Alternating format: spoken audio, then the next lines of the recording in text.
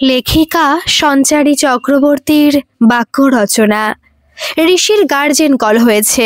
বাড়িতে ঢুকে ছেলে ফোন করেছে মাকে। মা, ম্যাম তোমাদের কালকে ছুটির সময় দেখা করতে বলেছে। সুচিস্মিতার মাথায় হাত, বিরক্ত হয়ে জিজ্ঞেস করলো, কি করেছিলে তুমি? আমি কিছুই করিনি। কেন ম্যাম ডেকে পাঠিয়েছে আমি জানি না। ছেলের ফোন রেখেই সুচিস্মিতা দৈপায়নকে ফোনে ধরে। ছেলের গার্জেন কল হয়েছে, কাল ছুটির সময় দেখা করতে হবে।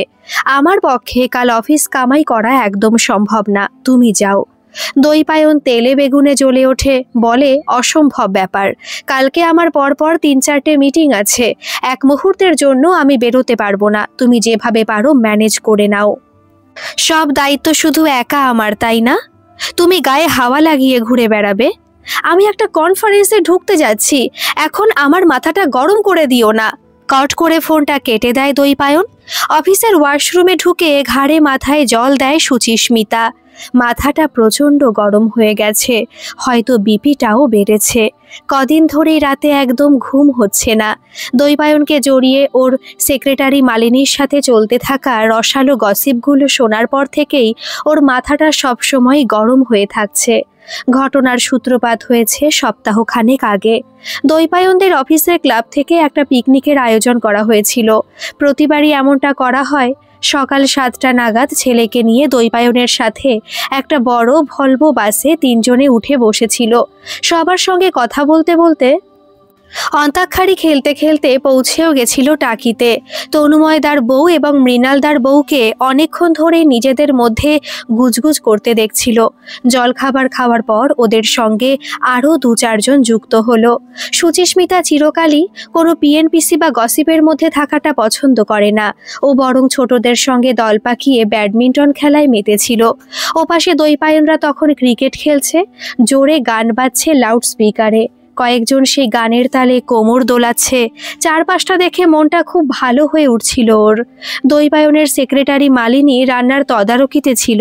ফোনে দৈপায়নকে এর আগে মালিনীর সাথে কথা বলতে শুনেছে সুচিস্মিতা, কিন্তু সে নেহাতি অফিসের কেজো কথা। ও কোনোদিনই সেসব দিকে আমল দেওয়ার কোনো প্রয়োজনীয়তা অনুভব করেনি। আজই প্রথম মালিনীকে সামনাসামনি দেখল। বছর 30 বয়স হবে। চেহারা দেখে অবিবাহিত না বিবাহিত সেটা বুঝে উঠতে পারে না। রোগাটে গড়ন, পান পাতার মতো সুন্দর মুখশ্রী, ঘাড় অব্দি স্টেপ কাটা কাটা চুল। কি একটা পারফিউম ইউজ করেছে, খুব সুন্দর একটা গন্ধ বেরোচ্ছে ওর গা থেকে। আর যেটা ওর সব থেকে বেশি সেদিন ভালো লেগেছিল সেটা হলো মেয়েটার অসীম ধৈর্য। প্রচুর দায়িত্ব সামলাচ্ছে, কিন্তু সবটাই হাসি মুখে। হঠাৎই নজরে পড়েছিল ক্রিকেট খেলতে খেলতে ঘর্মাক্ত দৈপায়ন চেয়ারে এসে বসতেই মালিনী একটা জলের বোতল আর টাওয়াল নিয়ে ওর সামনে হাজির হলো। তারপরেই দেখলো 3-4 জন অফিস কলিগের বউ মুখ টিপে হাসাহাসি করছে ওদের ইশারা করে। ওটাতে প্রথম টনক নড়েছিল সুচিস্মিতার। ওদের সামনে একটা চেয়ার টেনে বসতেই ওকে লক্ষ্য করে তনুময়দার বউ বলেছিল, কর্তাটিকে একটু চোখে চোখে রেখো সুচিস্মিতা। কেন বলো তো? এমনি বললাম। অনেক কিছু মাঝে মাঝে শোনা যায় তো। বাতাসে ভাসানো কথায় সুচিস্মিতার মনে কাঁপন ধরায়। তনুময় তার বউকে জিজ্ঞেস করে, কি শোনা যায়? মৃণালদার বউ বলে, শুনেছি দৈপায়নদা মাঝে মাঝে নাকি মালিনীর বাড়ি যাচ্ছে। তবে খুব বেশি দিনের ব্যাপার নয়, এখনো লাগাম ধরলে সবটা সহজ হয়ে যাবে। সুচিস্মিতার কানগুলো গরম হয়ে ওঠে। দম বন্ধ করে জিজ্ঞেস করে, আর কি শুনেছ? ওরা 3-4 জনে একই কথা বলে। প্রত্যেকে নিজেদের বরদের থেকে এগুলো শুনেছে। অনুপমের বউ আরেকটু এগিয়ে বলে, ব্যাপারটা নিয়ে অফিসে কিন্তু রীতিমতন চর্চা শুরু হয়েছে। সুচিস্মিতাকে ইশারা করে মৃণালদার বউ কিছু একটা দেখায়। ও ঘাড় ঘুরিয়ে দেখে মালিনী একটা প্লেটে ফিশ ফ্রাই নিয়ে দৈপায়নকে দিয়ে গেল। বিশ্বাস কি এতটাই ঠুনকো? সুচিস্মিতার তাসের ঘর নড়বড় করে ওঠে। তারপর মালিনী ওর সঙ্গে বেশ কয়েকবার আলাপ জমাতে এসেছে। ঋষির সঙ্গে ভাব করেছে, তাকে সঙ্গে নিয়ে বাগানে গাছ চিনিয়েছে। কিন্তু গোটা পিকনিকে সুচিস্মিতা তারপর থেকে আর স্বাভাবিক থাকতে পারেনি। মালিনী কথা বলতে এলেও এড়িয়ে গেছে। দৈপায়ন এসে কয়েকবার জিজ্ঞেস করেছিল শরীর খারাপ লাগছে কিনা। তার কথারও কোনো উত্তর দেয়নি সেদিনও। আসলে নিজেকে খুব বাড়তি মনে হচ্ছিল। বাড়িতে ঢুকে ফেটে পড়েছিল দৈপায়নের উপর।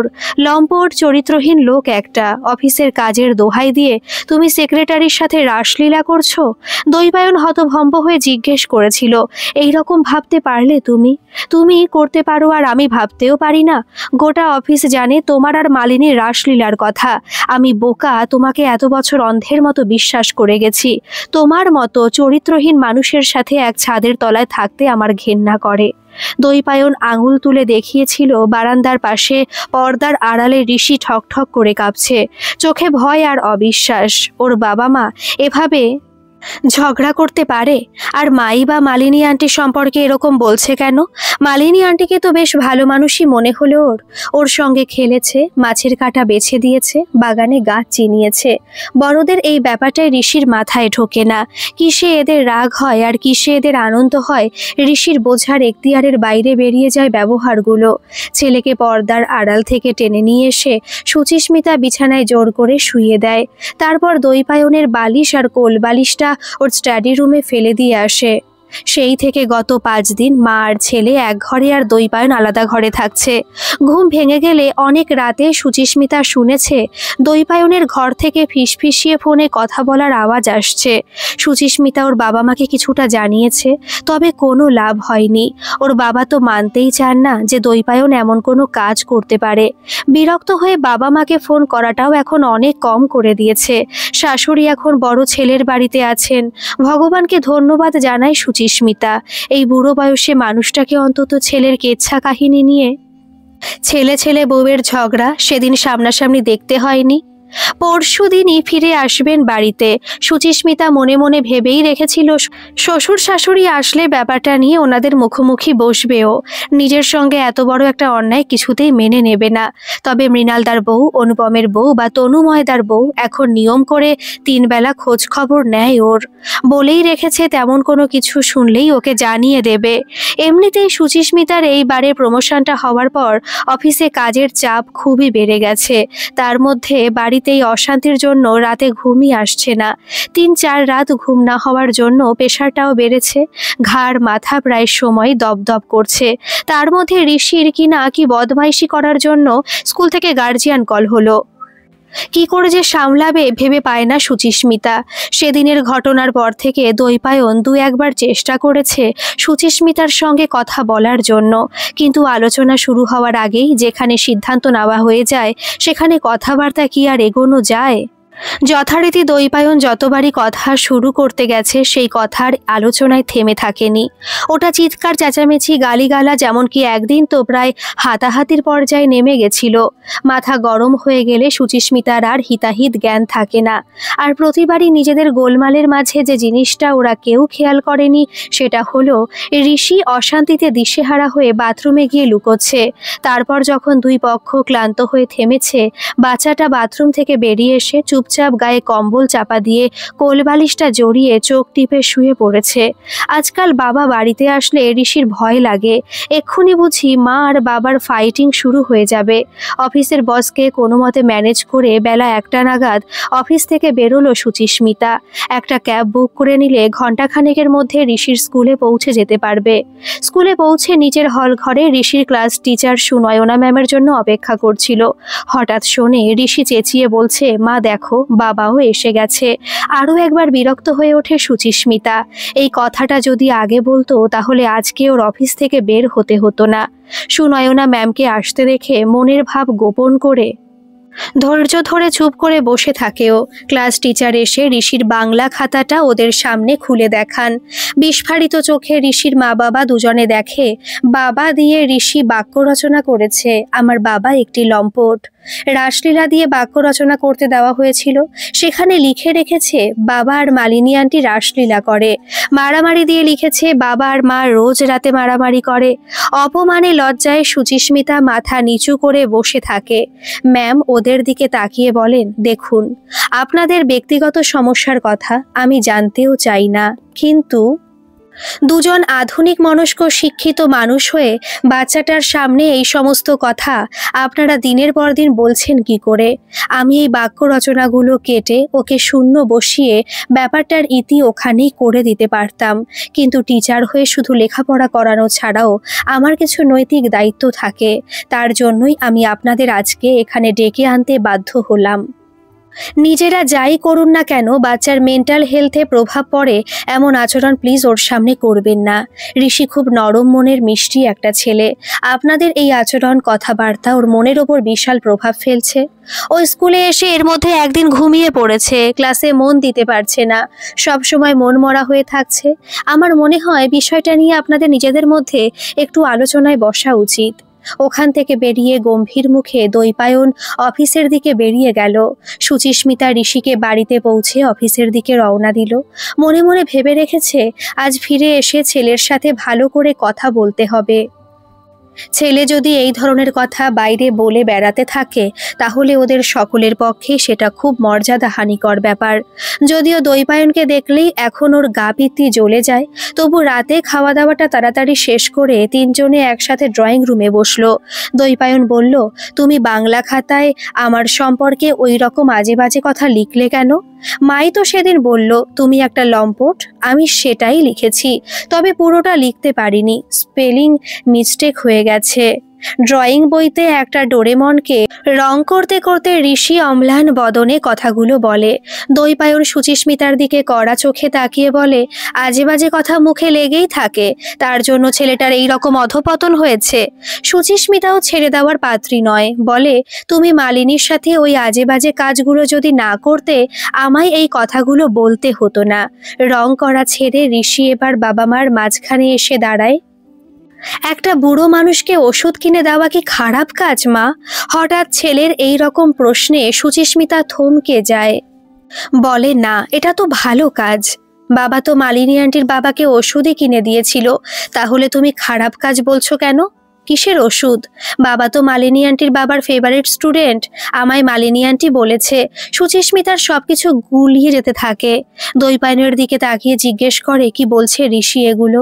দৈপায়ন সোফায় গায়ে এলিয়ে বলে, এই কথাগুলো আমি তোমায় বহুবার বলার চেষ্টা করেছি, তুমি শুনতেই চাওনি। অকারণে সপ্তাহ খানেক ধরে অশান্তি করে যাচ্ছ। সুচিস্মিতা ছেলেকে বলে, তোমায় এই কথাগুলো মালিনী আন্টি কবে বলেছে? পিকনিকের দিনই তো বলেছে। আর কি বলেছে? দৈপায়ন বলে, এখন রাত 9টা বাজে। খুব বেশি একটা রাত হয়নি, এখান থেকে মালিনীদের বাড়ি যেতে আধ ঘন্টা সময় লাগবে। আমি বাইকটা বার করছি, চলো, নিজের চোখে সবটা দেখবে, তাহলেই সব বুঝতে পারবে। আর কি বলেছে? দৈপায়ন বলে, এখন রাত 9টা বাজে, খুব বেশি একটা রাত হয়নি, এখান থেকে মালিনীদের বাড়ি যেতে আধ ঘন্টা সময় লাগবে। আমি বাইকটা বার করছি, চলো, নিজের চোখে সবটা দেখবে, তাহলেই সব বুঝতে পারবে। সুচিস্মিতা বুঝতে পারে কোথাও একটা ওর গোলমাল হয়ে গেছে, তাই দ্বিমত না করে দৈপায়ন আর ঋষির সঙ্গে বাইকে উঠে বসে। আধ ঘন্টার মধ্যেই ওদের বাইকটা উত্তর কলকাতার একটা পুরনো বাড়ির সামনে গিয়ে দাঁড়ায়। মনের মধ্যে অবিশ্বাসের পোকাটা তখন কুটকুট করে কামড়াচ্ছে। দৈপায়নকে বলে, তুমি একা এগিয়ে যাও আগে, আমি আর ঋষি পিছনে আসছি। বেলের আওয়াজে দরজা খোলে মালিনী নিজেই। সুচিস্মিতা অবাক হয়ে শোনে মালিনী দৈপায়নকে বলছে, বাবা, আজকে তোমার আসার জন্য সন্ধ্যা থেকে হাপিত্তেশ করে বসে আছে দাদা, এক কণা ভাতও আমি আজ খাওয়াতে পারিনি। ঋষি দৌড়ে গিয়ে মালিনীকে জড়িয়ে ধরে। সুচিস্মিতাও সামনে এগিয়ে আসে। মালিনীর সাথে ওরা তিনজন ভেতরে ঢোকে। প্রথম ঘরটাতেই দেখে এক বয়স্ক ভদ্রলোক ইজি চেয়ারে বসে আছেন, মুখে বয়সের বলিরেখা অপূর্ব কারুকার্য করেছে। ঘোলাটে চোখে একটা ঢোলা সোয়েটার আর পায়জামা পরে বয়স্ক মানুষটি যেন তন্দ্রাচ্ছন্ন হয়ে রয়েছেন। মালিনী সুচিস্মিতাকে বলে, ইনি আমার বাবা, অ্যালঝাইমারের পেশেন্ট। আমার বাবা একসময় শিক্ষকতা করতেন, অনেক ছাত্র ওনার হাত দিয়ে বেরিয়েছে। দৈপায়ন দাও তাদের মধ্যে একজন। আমরা দুই ভাই বোন আর মা বাবা মিলে খুব ভালো ছিলাম। তারপর একদিন হঠাৎ একটা অ্যাক্সিডেন্টে আমার দাদা মারা যায়। দাদার দৈপায়ন দা ব্যাচমেট ছিল। দাদা মারা যাওয়ার শোকটা মা নিতে পারেনি। মাসখানেকের মধ্যে মাও একদিন সকালে নিজেকে শেষ করে দেয়। সংসারে এসে ঠেকি শুধু আমি আর বাবার পেনশনে টাকায় সংসার চলতে থাকে। এর মধ্যে আমিও চাকরির ইন্টারভিউ দিতে শুরু করি। বাবা স্মৃতি বিস্মৃতির অন্তরালে ধীরে ধীরে নিজেকে বারবার হারাতে থাকে। এই অফিসে ইন্টারভিউ দিতে এসে দৈপায়নদার সঙ্গে আবার দেখা হয়। আমার পরিচয় জানতে পেরে ওনার দয়াতেই একরকম এই চাকরিটা আমি পেয়ে যাই।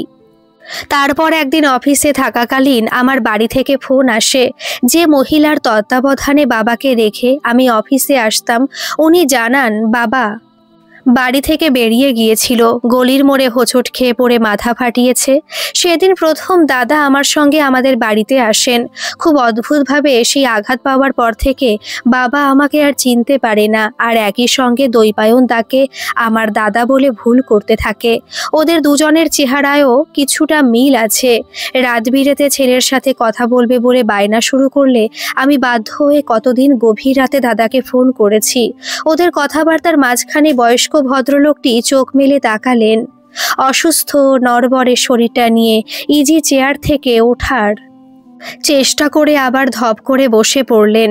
সুচিস্মিতা দেখল দৈপায়ন দৌড়ে গিয়ে ওনার হাতটা ধরল। পরম স্নেহে বয়স্ক মানুষটি দৈপায়নের মাথায় হাত বুলিয়ে জিজ্ঞেস করলেন, বাড়িতে কখন এলি টুবাই? দৈপায়ন উত্তর দিল, এই তো কিছুক্ষণ হলো এসেছি। তুমি খাওনি কেন সারাদিন? কিছু ইচ্ছে করছিল না। আচ্ছা ঠিক আছে, চলো আমি তোমায় ভাত খাইয়ে দিচ্ছি।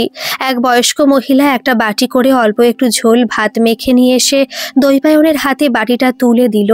সুচিস্মিতার সামনে দৈপায়ন মাটিতে হাঁটু গেড়ে বসে চামচে করে মানুষটির মুখে ভাত তুলে দিতে লাগলো। মালিনী সুচিস্মিতার দিকে তাকিয়ে বলল, এই জিনিসই গত মাসখানেক ধরে 2-3 দিন অন্তর ঘটছে ম্যাডাম। অফিসের বাইরে দৈপায়ন দাকে আমি স্যার বলে ডাকি না। ওর মধ্যেই এখন বাবার সাথে আমিও আমার হারিয়ে যাওয়া দাদাকে খুঁজে পাই। সুচিস্মিতার চোখটা জ্বালা করে ওঠে। ওর বাবার কথা মনে পড়ে যায়।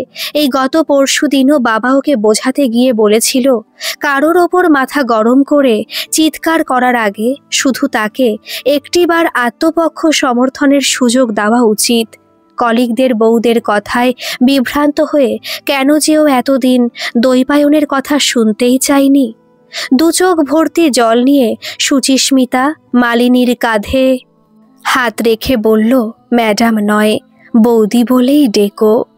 গল্পটি কেমন লাগলো অবশ্যই কমেন্ট করে জানাবেন, আর ভালো লাগলে একটা সাবস্ক্রাইব করে আমার পাশে থাকবেন। ধন্যবাদ।